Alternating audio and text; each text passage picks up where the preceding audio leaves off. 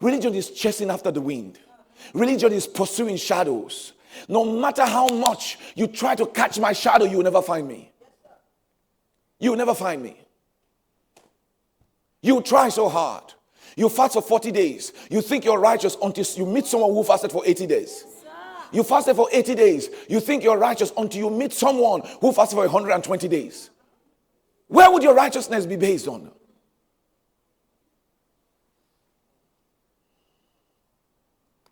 I heard the story of a woman. All her life, she lived in the temple. She was a monk. She was 80 years old. And she had served, abstained from everything that was known to be sinful. She removed herself from it. 80 years. But she was still each day confessing sins. Each day asking God, whoever this God was. Not sure.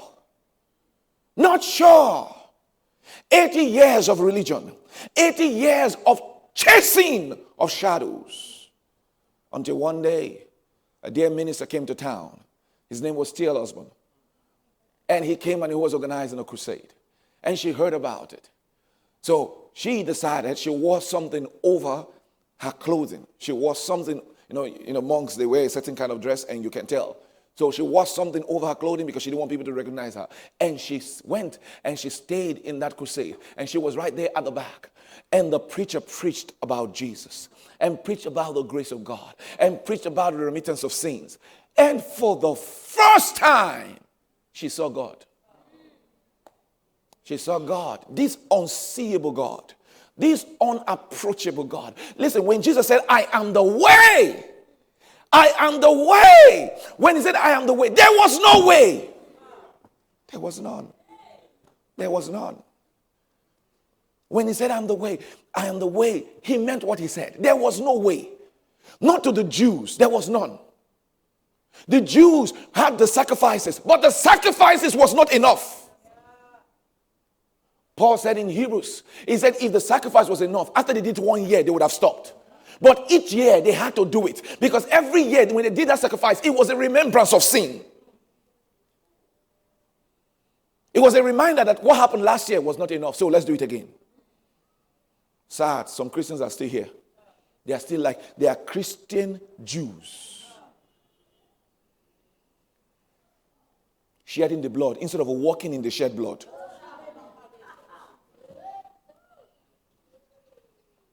You want to go out? I pour the blood on this tire. What are you saying? What are you saying? I cover the vehicle with the blood. What are you saying? You mean our high priest didn't do it well?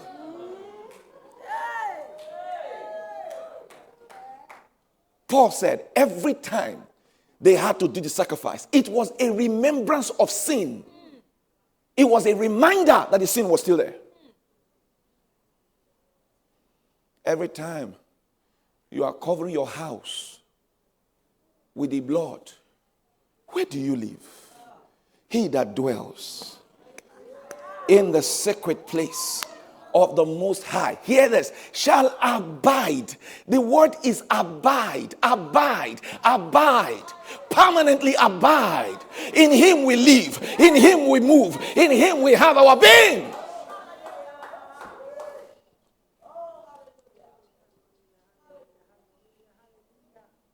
In him we have our being. There was no way. This unseeable God, this God that no man could approach, suddenly shows up in flesh, to flesh, for flesh. He showed up in flesh, not for himself. He bore a name that connected him with flesh. He said, and his name shall be called Jesus, for he shall save his people. That name was a connection to mankind. He bore a name. He wasn't Jesus for himself. He was Jesus for the people.